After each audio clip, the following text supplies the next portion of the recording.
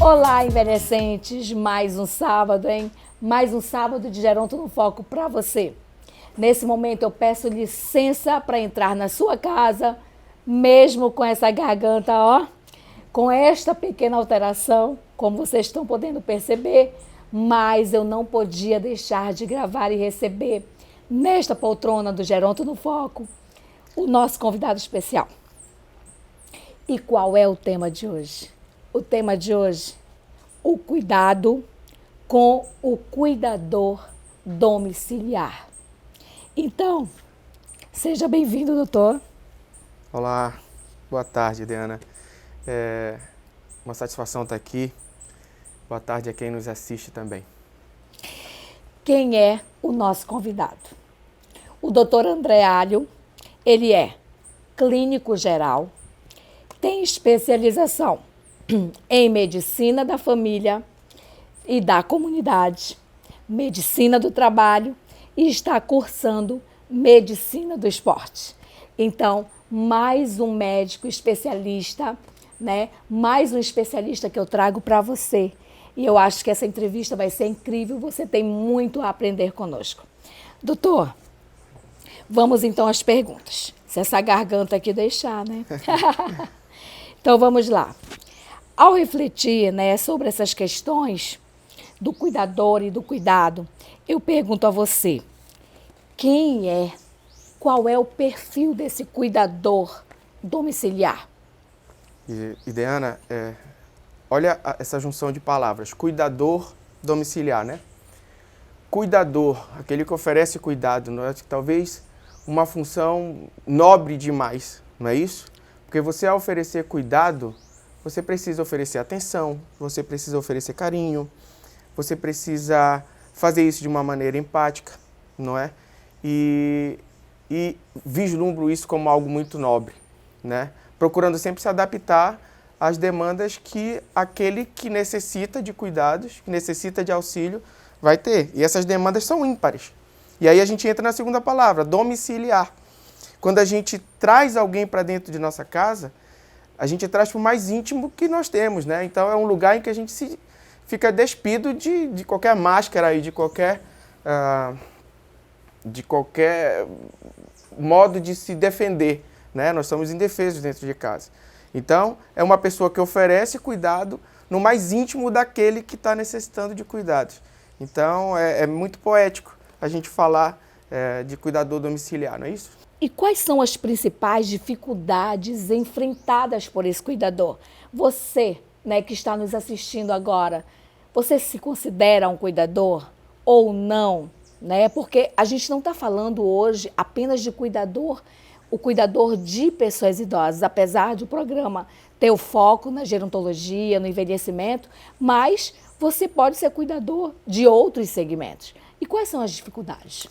O dia a dia do consultório, do ambulatório, traz para a gente a convivência com muitas vertentes que podem trazer ao cuidador grandes dificuldades. Então, nós temos pacientes que geram a dificuldade sob demanda emocional, sob demanda física, sob demanda cultural, sob demanda social.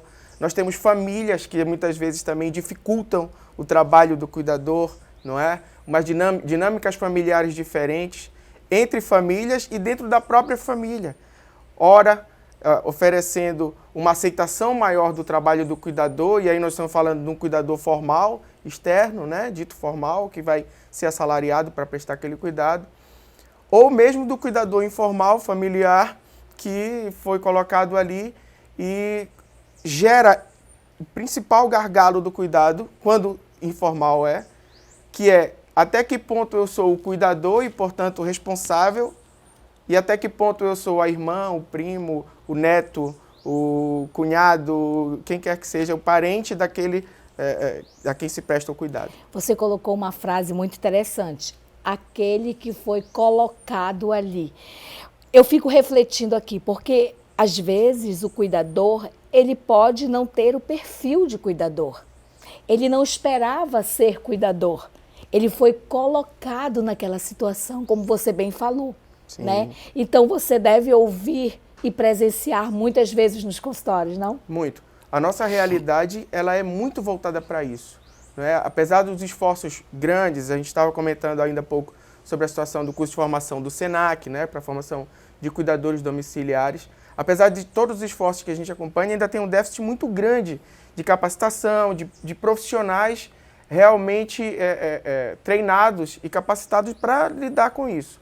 E aí você tem muito do familiar que pelos mais diversos pretextos ou caminhos chegaram até ali. São indivíduos jovens que ainda não estão no mercado de trabalho e que, portanto, são colocados ali. São pessoas que não estão mais casadas ou divorciadas, né, que são colocadas ali. Pessoas que não tiveram filhos, então, no conjunto de irmãos aqui, quem não tem filho? É a fulana, então é ela que vai exercer que vai esse ficar cuidado. até o final, né? É a outra que já se aposentou e todos os outros estão no mercado de trabalho, então o critério aposentadoria vai lhe colocar como cuidador. E veja que esses critérios todos, em nenhum momento a gente está falando em aptidão para o cuidado, né? Que foi justamente a pergunta. Então, às vezes, você a pessoa não tem aptidão, ela tem um amor, ela tem um carinho, mas ela não está apta para aquilo ali, né? Tem uma questão de se identificar, né? Eu tenho amor, não é porque eu não me identifico, que eu não ame a pessoa, que eu não queira cuidar, mas eu não me identifico com aquele trabalho. Eu não tenho uma estrutura emocional, talvez, para poder ser um cuidador. Isso, e acaba acontecendo que, no primeiro momento, pode até parecer, nós vamos lhe colocar lá, Ideana, como cuidadora do nosso idoso, e você vai fazer isso de uma maneira altruísta, pelo carinho, pelo amor, mas em bem pouco tempo isso acaba se transformando em obrigação. E aí, quando você deixa de fazer para uma coisa qualquer, seja até por um cuidado pessoal, né, que é o nosso foco, um cuidado pessoal de você, cuidador consigo mesmo, vem a cobrança familiar, vem a cobrança social, aonde você estava que você não estava. Então, você é colocado ali de uma maneira imposta. Né? E aí, de repente, se vê num ciclo que não consegue mais sair.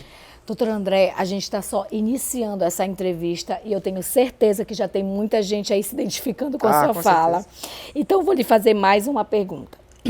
As pessoas que se disponibilizam para realizar o cuidado no domicílio, por vezes elas possuem pouco acesso a informações e a capacitações. Você colocou ainda pouco. E como é que eu faço isso? Ao perceber, durante a sua clínica, né, você percebe a necessidade desse cuidador em querer até se esforçar em buscar conhecimento? Olha, a mesma forma em que a gente muitas vezes não se reconhece, as pessoas não se reconhecem como cuidadores, porque foram colocadas ali e a dinâmica foi levando aquilo ali, elas também têm dificuldade de diagnosticar, de traçar um perfil e dizer assim, bem, eu estou falhando nisso ou estou falhando daquilo. Porque a partir do momento que você não se reconhece como cuidador, você não... A dinâmica lhe trouxe até ali, mas não houve uma programação para isso, você também não tem muita noção de onde eu estou falhando, porque você não sabe quais são as reais obrigações, os reais direitos, os reais deveres, então como é que você consegue traçar esse perfil? E aí entra muito da nossa lida, enquanto profissionais que estamos buscando melhorar essa situação. E aí fazer esse diagnóstico, através do consultório, através, na estratégia de saúde da família, das visitas domiciliares, contar bastante com os agentes de saúde, não é? Na sua fala agora eu fiquei refletindo, sabe? E você percebe aquele perfil de cuidador que ele centraliza tudo, né? Ele até tem, se identifica com a situação, mas só que tem outras pessoas que poderiam ajudar a parentalidade funcionar, mas mesmo assim ele fala, só eu sei cuidar. Só eu é que posso. E nem faz isso direito, porque você consegue perceber no dia a dia. Foi aquele desafio que eu lhe falei logo no início, né? As famílias têm dinâmicas diferentes. Às vezes você tem líder familiar que, na tentativa de ajudar, acaba atrapalhando. Porque centraliza e monopoliza o ato do cuidar. E muitas vezes o que ele está direcionando não é algo correto. E a gente tem muito essa barreira na dificuldade no dia a dia, no atendimento ao nosso paciente. Então vamos falar agora um pouquinho sobre a qualidade desse cuidador, a qualidade de vida desse cuidador, que é o nosso tema de hoje, né? E com essa pergunta eu acredito que você pode me esclarecer. A qualidade de vida do cuidador, ela é afetada envolvendo fatores como saúde física, estado psicológico, os níveis de independência, os relacionamentos sociais, o padrão espiritual, entre outros. E são sobrecargas e são diferentes sobrecargas? Muito, muito. Ora pesando para um lado, ora pesando para outro, não é? O cuidado com a pessoa, o trato humano, ele é muito envolto, muito cheio de emoção, não é isso? Então, esse tempero da emoção, ele traz para a gente alterações emocionais, psicológicas importantes. Então, você tem muitas vezes um idoso que ora ele recebe bem, vamos falar aqui do idoso, ora ele recebe bem, outra hora não quero tomar banho, ele bate, lhe morde, lhe arranha, não é isso? Vai para a situação física. Principalmente se tiver uma demência, exato, né? Exato. E aí, E aí você tem o estado emocional de que está sendo cuidado e tem o estado emocional do cuidador, que precisa se blindar quanto a isso. Precisa se formar, precisa se capacitar para isso, né? No ponto de vista formal. Sim. Mas que muitas vezes, quando é colocado ali de uma forma imposta, não vai ter esse preparo. E aí a coisa começa a desandar nesse relacionamento interpessoal. E dentro dessas sobrecargas, a meu ver, doutor André, a sobrecarga mais crítica é a física, né? Com o excesso de demandas, com os cuidados prestados ao paciente, que exige muito esforço físico, principalmente quando se trata de um paciente acamado, dependente, né? E tirar muitas horas do dia para esse cuidado, Sim. né? E como é que você vê, assim, esse esgotamento físico que o cuidador pode ter? Eu converso muito com meus pacientes que é muito fácil a gente simplesmente pegar e dizer assim, olha, vá lá e faça, você precisa fazer exercício físico, você precisa seguir as determinações nutricionais para você perder peso, para você ter um bom estado. Mas o dia a dia desse paciente, às vezes, ele é muito complicado. E com o cuidador domiciliar não é diferente. Quando você pega um cuidador que é mãe, que é esposa, que tem um outro trabalho e ainda assim sobrecarregada do ponto de vista do cuidado com a pessoa, e imagina às vezes é uma pessoa idosa. Idosa também, exatamente. Como é que a gente vai... elas chegam dizendo, bem, doutor, eu não tenho espaço, não tenho tempo para fazer uma atividade física, para me preparar fisicamente. A gente está falando mesmo de músculo, de força muscular, de aptidão cardiorrespiratória, porque às vezes você vai carregar, você vai acompanhar, você vai... É um trabalho que não para, né? O trabalho domiciliar não para, né? Quando você pensa que terminou uma coisa, já começou outra. O idoso está dormindo, você está cuidando do ambiente para deixar um ambiente saudável ali, nas roupas e tudo mais. Então, é um trabalho que não cessa, é um trabalho que exige, de fato, um esforço físico e esse cuidador muitas vezes está sobrecarregado. E levando em consideração, então, todas essas questões, eu fico aqui imaginando, né, esse cuidador, né, dentre tantas as demandas que ele precisa, né, essa falta de tempo com cuidado, justamente a relação, né, com esse cuidado, né, com essa pessoa que está sendo cuidada, né, porque se você fica esgotado fisicamente, como é que você pode cuidar bem do outro? Tanto física quanto emocional. Emocional. Não é isso? A gente está... vamos ao consultório. Às vezes, no mesmo ambiente ali, você fica esgotado daquele ambiente, atendendo diversas pessoas no dia a dia. E aí você vai para férias, você vai para... Imagina um cuidador que fica com a mesma pessoa o tempo todo. E muitas vezes essa pessoa trazendo demandas que nem os próprios parentes, que não exercem a função de cuidador, sabem lidar bem, não é? Então a gente precisa sempre estar atento para isso, porque quem não se cuida não consegue cuidar do próximo. Para você cuidar do outro, você precisa cuidar de você primeiro. Olha que bacana, que interessante está a nossa entrevista com o doutor André Alho. E a gente vai continuar. Nós vamos finalizar, só um minutinho, esse primeiro bloco. Vamos continuar, então, aqui a nossa entrevista com o doutor André Alho, no Geronto no Foco. Doutor, a sobrecarga emocional trata do apoio que o cuidador presta à pessoa que está sendo cuidada, né? Em algumas situações, o adoecimento faz com que o estado psicológico do familiar fique afetado. Bora falar um pouquinho sobre isso? Vamos.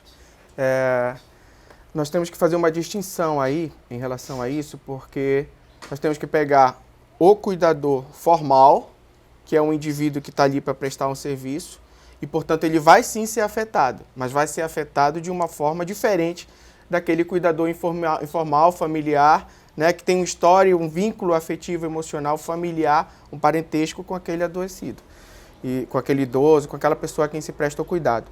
Então, essa pessoa, novamente, essa pessoa que muitas vezes não tem o preparo, que também já traz uma história pregressa, já traz as suas demandas, tem também de incorporar todos esses problemas que vêm da saúde do idoso, seja um pai, seja um irmão, seja uma mãe, né? E prestar o cuidado envolto nessa emoção, né?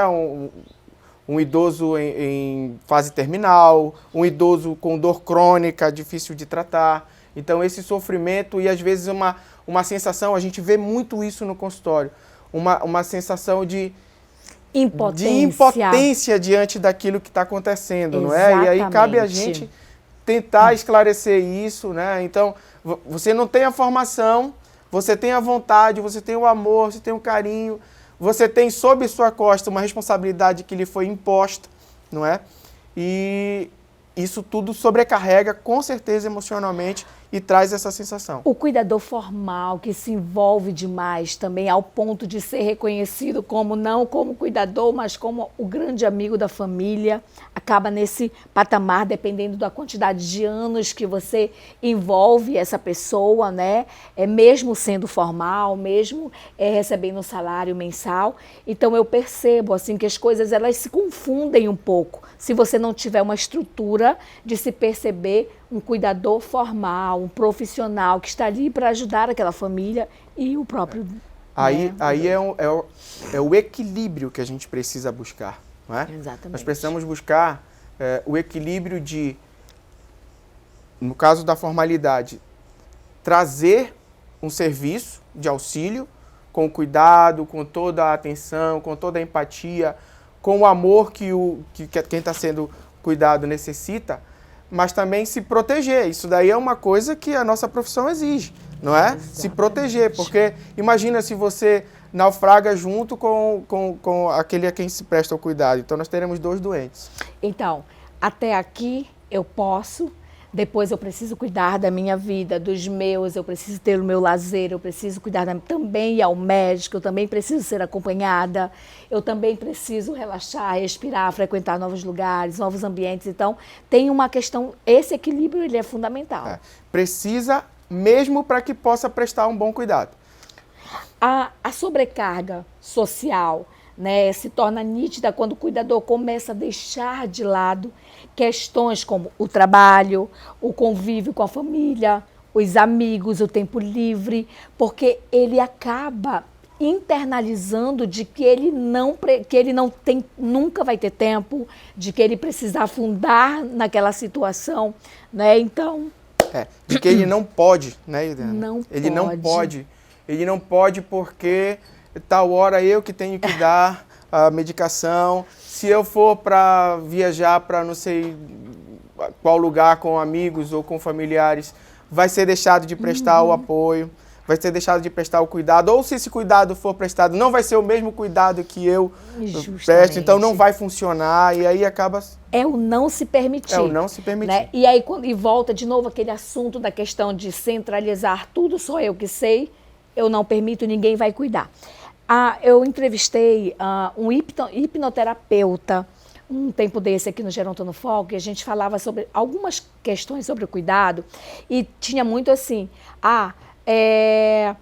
só eu é que sei, né? E ele acaba segurando todas as questões para ele, não permite que o outro faça e não admite que ele está adoecido. Você já passou por uma situação de você presenciar durante a consulta acompanhamento com o cuidador e perceber que o cuidador estava mais adoecido do que o teu paciente? E o principal sintoma disso é que quando você puxa o assunto, ele desvia o foco sempre pro paciente. Ele não permite que seja investigado o problema dele. Porque muitas vezes ele já até identificou, mas ele nega, ele entra no estado de negação e não permite que isso seja diagnosticado, que a gente vá a fundo, que a gente trate, que a gente busque. Porque ele vê como uma sensação de fragilidade, de fraqueza, que não, novamente, também não se permite. Ele não pode ser fraco porque ele tem que cuidar daquele... É muito interessante porque essa tua fala agora, eu acabei me recordando uma anamnese gerontológica que eu fiz. E aí foi o paciente idoso, né, e 2 cuidadores. A cuidadora que passava a semana inteira com aquele paciente e um irmão, né, daquela paciente que só visitava de vez em quando. Mas assim, só pelos olhares a gente começou a perceber. E ele olhava para mim, você já percebeu que quem está precisando de ajuda é a minha irmã como cuidadora? Foi muito interessante, sabe? E aí acabou que no final da consulta a gente já estava se direcionando e já encaminhando mais a cuidadora do que o próprio paciente. Isso é uma riqueza que a medicina de família traz para a gente, né? Esse convívio frequente, esse cuidado longitudinal que a gente tem. Porque você tem uma primeira impressão, né, do paciente e do cuidador. Depois você tem lá na frente um outro familiar que vem junto, que já traz novos parâmetros para que você atenda. E aí realmente acontece isso. O próprio familiar, ou às vezes é uma amiga, alguém que se propõe a ir junto e acaba trazendo essas informações que direcionam realmente para a patologia do cuidador. Pois é. Gente, está muito bom, né? Fique atento aí, porque é super interessante esse tema. E eu vou te fazer mais uma pergunta. Geralmente, os cuidadores domiciliares, eles não se sentem confortáveis em admitir o excesso do trabalho que estão passando. Qual é a dica você, né, enquanto médico, que avalia, que traz estratégias, qual é a estratégia que você utiliza, né, para que ele perceba isso? Quando a gente tem uma situação dessa, ninguém vai conseguir colocar de fora para ele, porque ele está blindado, né? Ele está no estado de negação. Então, o que eu sempre procuro fazer com os meus pacientes é olhe para si mesmo, né? Faça essa pergunta para si mesmo. Como é que eu estou? Não vai ser o médico, não vai ser a gerontóloga, não vai ser ninguém que vai fazer essa pergunta. É você mesmo. Pergunte para você, o que é que eu estou fazendo por mim? Né? O que os meus filhos pensam disso? O que é que o meu marido pensa disso? O que é que os meus familiares pensam disso? Porque às vezes você está enclausurado naquela obrigação e daí não se permite mais nada.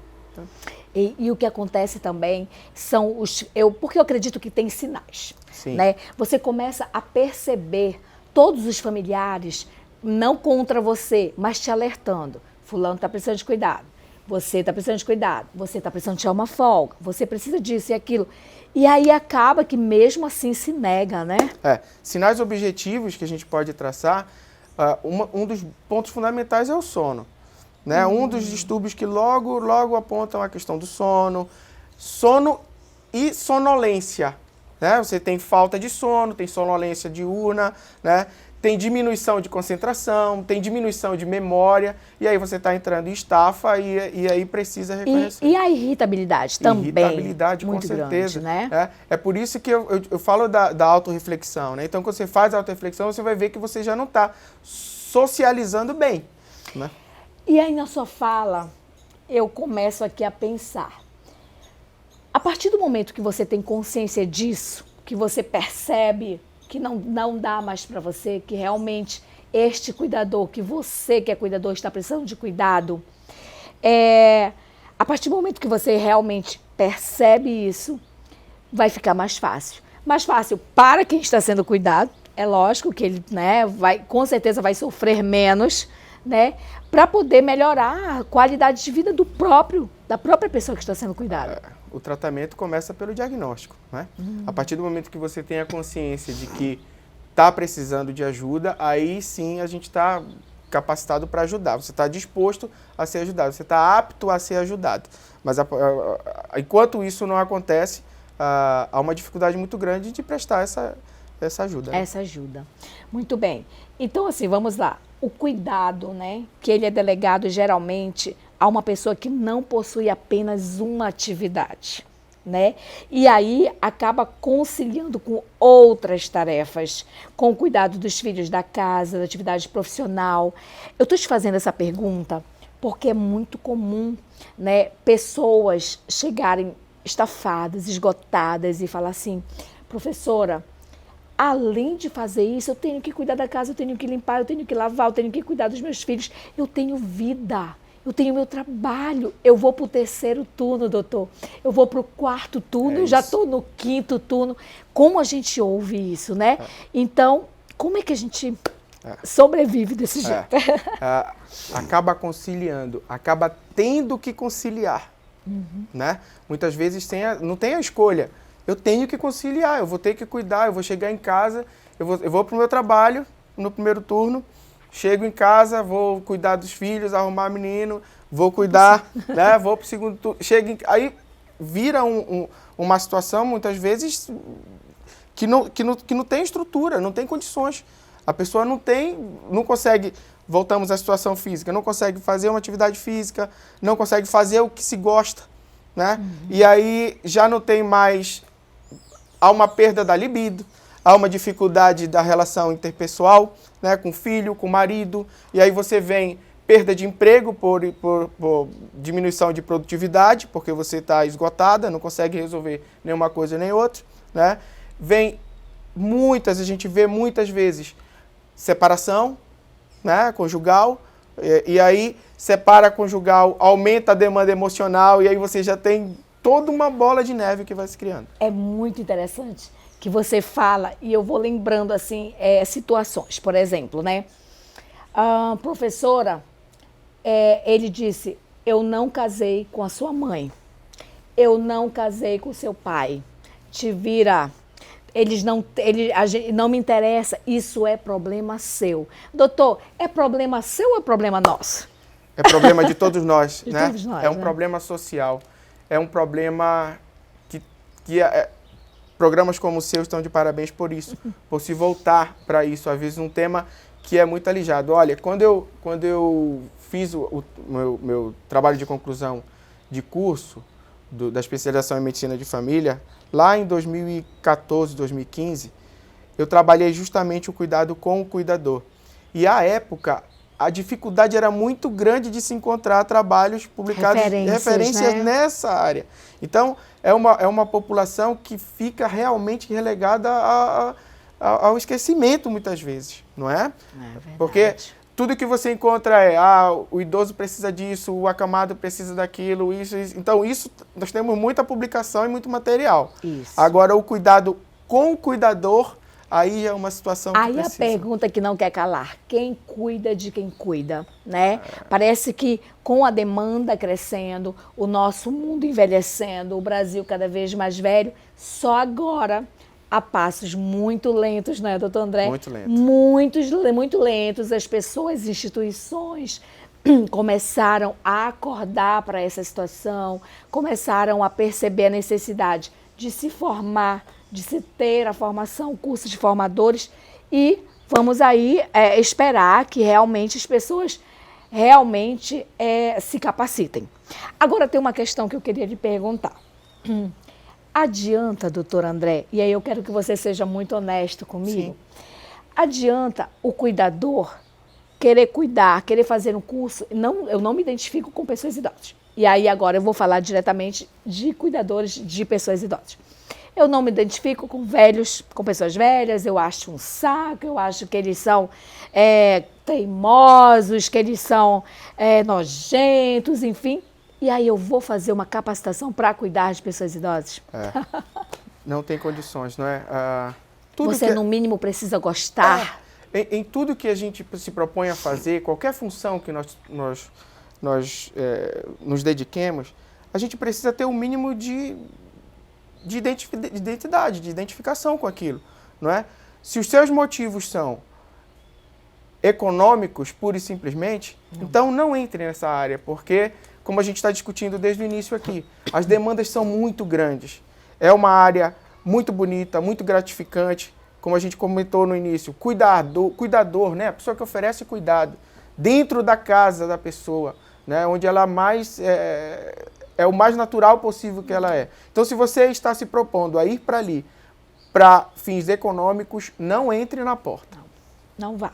Muito bem, porque a gente vê, e aí por isso que a gente vê tantas reportagens, tantas matérias de cuidadores que agridem, que cometem violência psicológica, física, negligência contra pessoas idosas. Infelizmente, né, a gente sempre, uma hora ou outra, a gente está assim, presenciando esse tipo de matérias, muito chato. Então, se não tiver amor, se não tiver identificação, nem faça, né? E vamos então mais uma pergunta aqui. Ao refletir sobre todas essas questões que a gente está falando, sobre o cuidado, a importância de cuidar, né? Pensa-se na importância desse cuidador, dele estar muito sensibilizado em cuidar de si, né? E cuidar do outro. Então, mais uma vez, reforçar essa questão. Não dá para cuidar do outro se não cuidar de você. Sim. Né? E de que forma, doutor, essa pessoa pode cuidar? Fazendo o quê? Buscando o quê? Os obstáculos para o cuidado pessoal, eles são muitos. E começam muitas vezes da própria pessoa, não é? A gente muitas vezes encontra espaço e tempo para fazer inúmeras coisas no dia a dia, de atividades diárias, e acaba não encontrando espaço para se cuidar fisicamente. Muitas vezes para fazer algo que... Às vezes você não precisa nem fazer nada. Tira um tempo de sono. Não, essa tarde eu vou dormir. Isso já Pronto, já é uma Isso já é uma coisa que às vezes a gente não se permite. Né? Principalmente quando se tem vários trabalhos, várias demandas, várias situações. Não, hoje eu vou dormir. E isso já traz um benefício. Então, praticar o exercício físico. Eu não consigo ir à academia. Não tem problema. Vai nas praças. Não tenho como ir à praça. Vai fazer dentro de casa. Acessa o YouTube, busca uma aula. Não tem internet. Procura um amigo educador físico, monta um programa, faz alguma coisa e procura fazer ali, né? Então, também do ponto de vista emocional, psicológico, procura fazer sempre o que gosta. 24 horas tem o dia, pega meia hora, 1 hora por dia para fazer o que você gosta. Né? Claro. Eu converso muito isso com os pacientes, pega 1 hora só, né, das 24 e traz para você. Né? E você vai ver que as outras 23 vão ser mais produtivas. Ai, que maravilha. Então, gente, tá terminando agora o segundo bloco. Não sai daí, perdeu o primeiro, chegou atrasado no segundo, ainda tem o terceiro bloco e estamos falando sobre cuidado. O cuidado que você precisa ter com você, principalmente se você for cuidador. Olá, envelhecentes! Vamos aqui continuar então essa entrevista maravilhosa com o Dr. André Alho, que está falando sobre o cuidado com o cuidador. Então, a gente vai continuar aqui as perguntas.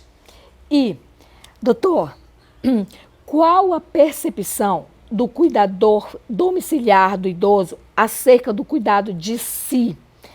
Ele realmente consegue perceber isso e a família consegue perceber a importância? Então agora a gente vai tratar mais sobre isso, né? Será que a família de quem está sendo cuidado percebe a importância do cuidador formal ou informal de que ele precisa desse tempo?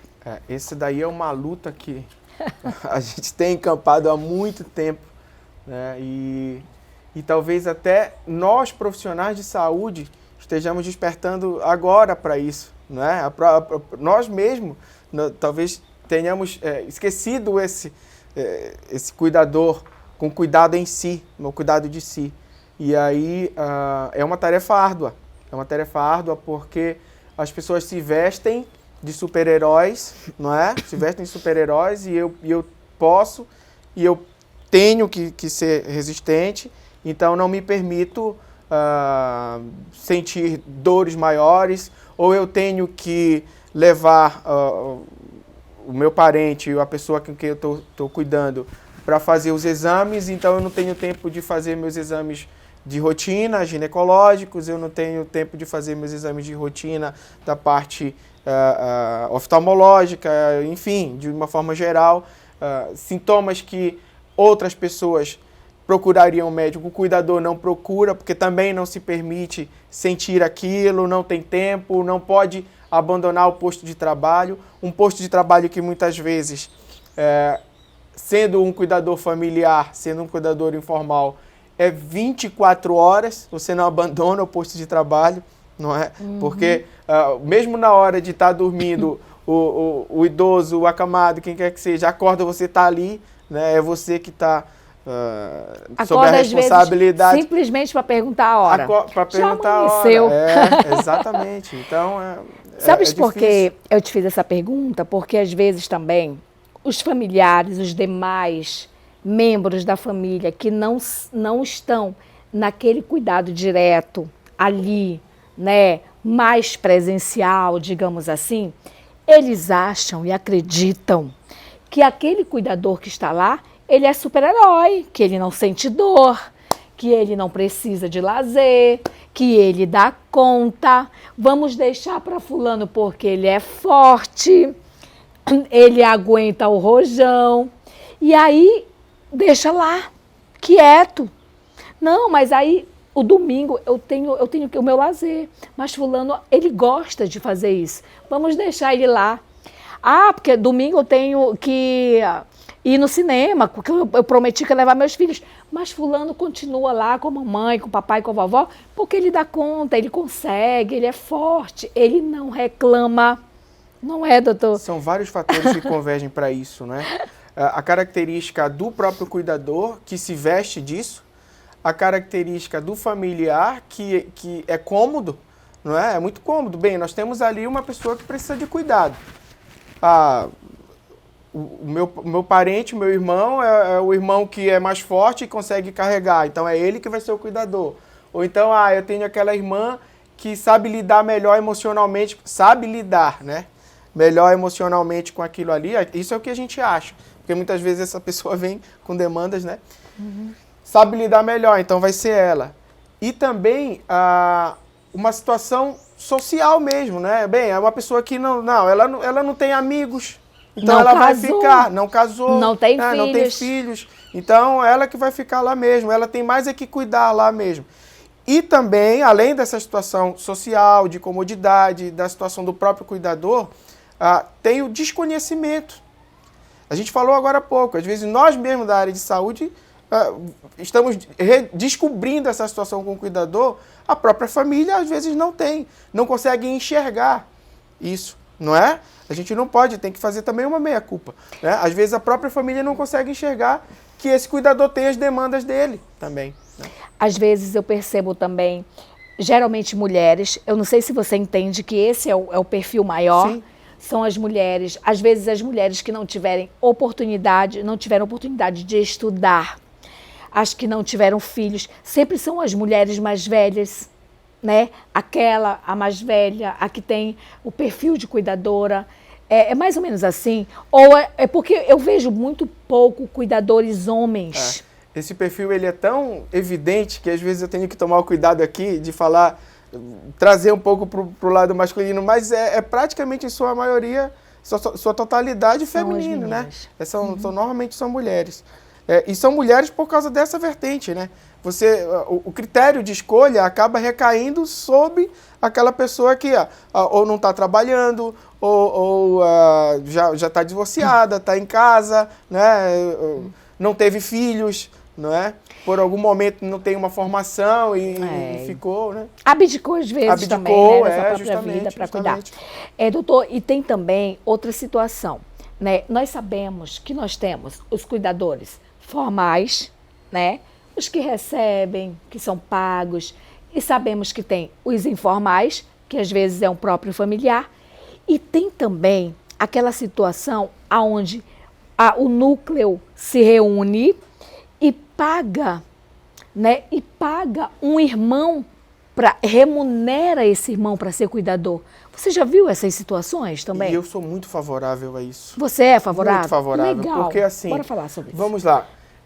Se você juntar o cuidado que pode ser oferecido por um familiar com uma remuneração justa por isso, com uma capacitação, você tem um cuidador perfeito praticamente. Não é? Você tem um cuidador perfeito. Sim. Né? Você oferece condição legal de trabalho. Você está envolto aquilo. Agora, quando a gente fala em capacitação, e aí a gente tem toda aquela situação. É uma pessoa que vai ser capacitada, mas ela é apta para isso. Quais foram os critérios de escolha? Né? Você tem que ter o cuidado com o critério de escolha. Mas não, é uma pessoa que tem aptidão. É uma pessoa que foi capacitada, que tem esse molho emocional junto. E que está sendo remunerada, não tenho nada contra. Agora vamos falar de um assunto muito delicado, doutor André. É a questão, e eu queria saber sobre essa questão da presença da família. Eu percebo, pelo que eu visualizo, pelo que eu experiencio e pelo que eu ouço falar, da necessidade que o cuidador tem em ter a família desse paciente, dessa pessoa que é cuidada, presente, mais presente. Mesmo sabendo que ele tem condições físicas, psicológicas, emocionais de cuidar, mas parece que a presença ou a importância, ou ver que a família dá importância para aquele idoso, é uma questão interessante. Sim, tanto para o cuidador quanto para aquele que é cuidado, não é? Não é o fato de se ter o cuidador que vai tirar a responsabilidade do convívio familiar. Né? Não, de forma alguma. Né? As demandas que se traz do idoso em questão, daquele que se tem cuidado, elas são demandas de todas as ordens. E aí vai também de ter esse convívio, da família passar para o cuidador qual é a cultura daquele que está sendo cuidado, Sim. Quais as coisas que ele gosta, não é? Porque assim, não é uma coisa automatizada. Bem, vamos falar do ponto de vista formal. Eu sou cuidador, Sim. Eu vou lá para essa casa, então eu tenho uma receita de bolo pronta e preparada para oferecer esse cuidado. Não! Em uma casa eu vou jogar dama com o idoso, na outra casa eu vou ter que fazer uma outra situação. Adaptar o cuidado. E aí, para isso, a família é muito importante. Não é? É muito importante, porque ela vai trazer, ela vai municiar o cuidador. Tanto do ponto de vista de municiar para o cuidado do cuidador em si, numa identificação de algo que ele esteja necessitando que ele não reconheça, quanto para o próprio idoso, de estar ali junto, não é? Oferecendo... Então vamos lá as questões. Por exemplo, um bom diálogo, fundamental, uma entrevista, né, para saber, eu acho que também o interesse em conhecer, principalmente quando se fala em cuidador formal, em conhecer quem é que vai cuidar, né, do meu familiar. Então, um bom diálogo, saber qual é a compreensão desse cuidador em relação ao cuidado, não é verdade? Então, são muitas questões. E isso de uma forma ativa. Você tem que ter uma energia para que isso aconteça. A gente pode pegar vários exemplos, convivi com vários exemplos de famílias que todos são muito atarefados. Hoje o nosso mundo é muito cheio de tarefas. Né? Mas se cada um se dispuser de um pouco, ninguém se sobrecarrega. Então eu tenho um indivíduo que tem 7, 6... Hoje nossos idosos têm isso, né? Tem. Lá na frente nós não teremos, né? Mas hoje nossos idosos têm 7 filhos, tantos netos, tantos... Então se cada um, num rodízio, estiver presente em algum momento ali, doando o seu tempo, o seu carinho, o seu afeto, né, para a importância que tem aquele cuidado, eu acho que ninguém se sobrecarrega. Eu tive um exemplo assim, doutor, muito próximo de mim, de um casal, todos dois diagnosticados com Alzheimer, e tinham 7 filhos. E cada um ficava um dia. Exatamente. Foi muito interessante. Exatamente. E eles conviveram por muitos anos nessa situação, né, até o final. E morreram com mais de 90 anos. E eles acompanharam todo esse processo de dedicação mesmo máxima, cada um com um dia. Sim. E aí, fazendo isso, fazendo isso, a gente consegue fazer com que a família toda fique a par da condição. E aí, quando você vai tomar decisões de ordem médica, quando vem ao consultório, que você vai ter que tomar uma decisão de ordem médica, você não precisa ficar consulta após consulta tentando convencer esse familiar e aquele outro. Por quê? A família já tem um discurso único, porque eles estão ali. Então, fica mais fácil esse diálogo do médico com a família. Que maravilha. Então, vamos a mais uma pergunta. Qual é a sua opinião sobre o processo de escolha de um cuidador domiciliar? E mais, de que forma um médico se preocupa com as estratégias da saúde familiar? De que forma você age? Sim.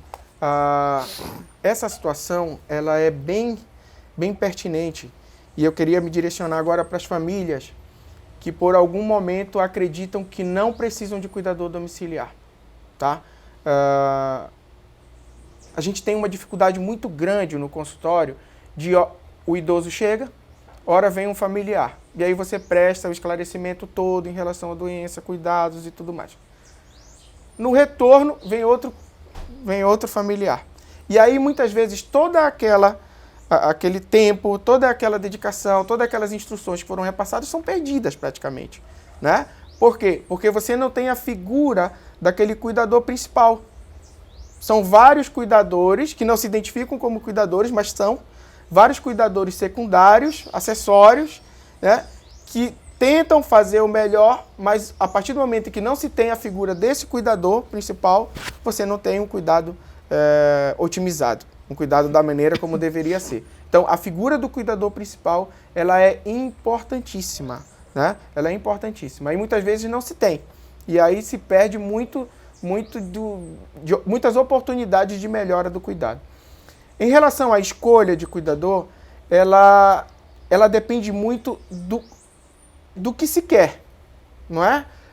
Todos nós queremos afeto, todos nós queremos o cuidado maior interpessoal, todos nós queremos, muitas famílias querem que o cuidador faça as vontades todas de quem está sendo cuidado, outras querem que não, que seja um cuidador mais linha dura, que você não pode fazer isso, não pode fazer aquilo, ou que obedeça a 100% quem está sendo cuidado. Então, a instrução que eu posso passar é que conheça os cuidadores, não é? Abra a porta de casa, esteja ali presente, veja como a relação entre... Porque às vezes eu tenho um bom cuidador, eu tenho um idoso que está apto para aquilo, mas o casamento dos dois não se deu. Você sabe por que eu te fiz essa pergunta? Porque agora, recentemente, eu fiz um curso de atualização em geriatria e gerontologia e a primeira pergunta da professora foi: se você tivesse que ser cuidado por um cuidador, o que você mais gostaria que ele fizesse, né? O que você não abriria mão? Pois é. Nossa. Então, é exatamente isso. Então, o que é que você quer? Comigo essa Exato, pergunta. o que é que você quer? O que é que você pretende daquilo ali? Então, eu quero mais que seja, eu quero que seja pontual em relação... Aí, às vezes, você tem um cuidador que não é tão pontual, mas que é o dono da casa, né? Chega aí, é cheio de alegria e tudo, e aí... Então, vários critérios de escolha vão passar pelo que se pretende do cuidador, não é? E deixa eu responder o que foi que eu falei, né? A gente podia falar no chat lá. Eu disse que a primeira questão que eu iria querer que identificassem é que se essa pessoa realmente se identifica com a pessoa idosa, né? Se eu fosse uma pessoa idosa, era muito importante para mim que essa pessoa realmente gostasse de fazer o que faz. Sim. Essa foi a minha questão principal. Sim, com certeza, com certeza. Como a gente falou aqui no início, se você não está ali por gostar daquilo, então não entre na porta, né? Então, doutor André, eu gostaria agora que você tivesse esse tempo agora para falar, né, sobre o que você pensa enquanto médico, enquanto especialista da saúde da família. A gente falou ainda há pouco do seu currículo, né? Essa questão da medicina da família, da comunidade, do cuidado. Deixe o seu recado, fale o que você tiver vontade, fale de como você trabalha, né? Como é que você enxerga essa questão dentro da sua profissão. é muito bacana esse espaço para a gente conversar sobre isso, porque, de fato, são pessoas que necessitam de acolhimento, necessitam de cuidado, não é? São super-heróis que muitas vezes precisam de ajuda, né? E tudo que a gente conversou aqui, precisam identificar que precisam de ajuda, precisam ser ajudados e precisam seguir as instruções que lhes é passada para cuidado com a própria saúde. E a partir daí, conseguir prestar o melhor cuidado, né? Então nós precisamos nos mobilizar enquanto agentes sociais, e isso você tem feito, parabéns, enquanto agentes sociais, para a importância do tema, não é? Para a importância do tema. Procurar fazer os aperfeiçoamentos que são feitos, que são necessários, procurar acolher esses cuidadores, né? Porque, identifico os riscos, identifico as necessidades, crio grupos de formação, mas como é que é o acolhimento a esse cuidador, não é? Ele precisa de ajuda, mas aí como é que vai ser? Ele vai deixar o posto de trabalho, eu vou conversar, essa família vai permitir, a família tanto de quem está sendo cuidado quanto a própria família do cuidador, não é? Então, sensibilizar o cuidador, mas oferecer meios para que ele realmente seja cuidado.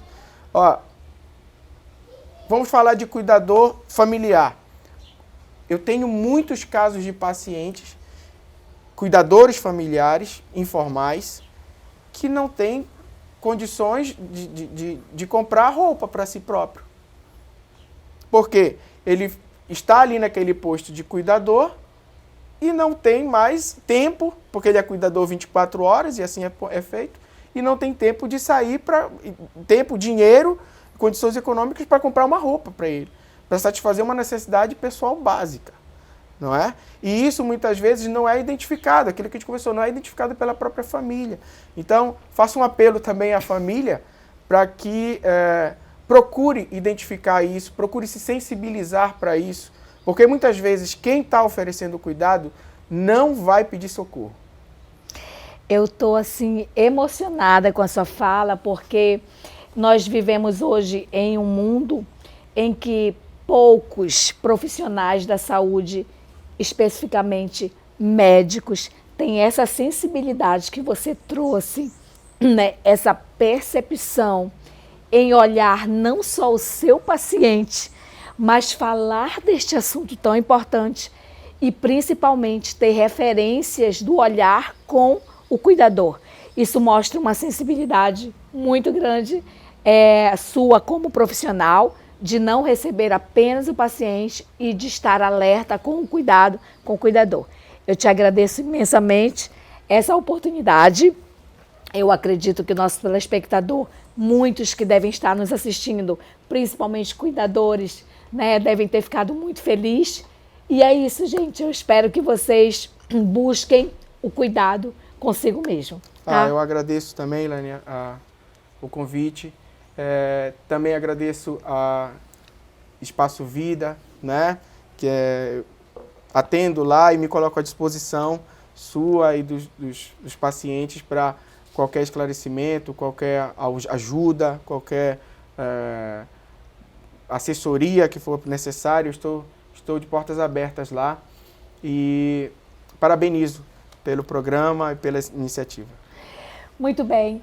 Eu queria mais uma vez pedir desculpas, né, pela situação da apresentadora, com a garganta um pouco comprometida, com a voz comprometida, mas nós temos um compromisso com você aos sábados, na sua casa, para falar sobre envelhecimento humano.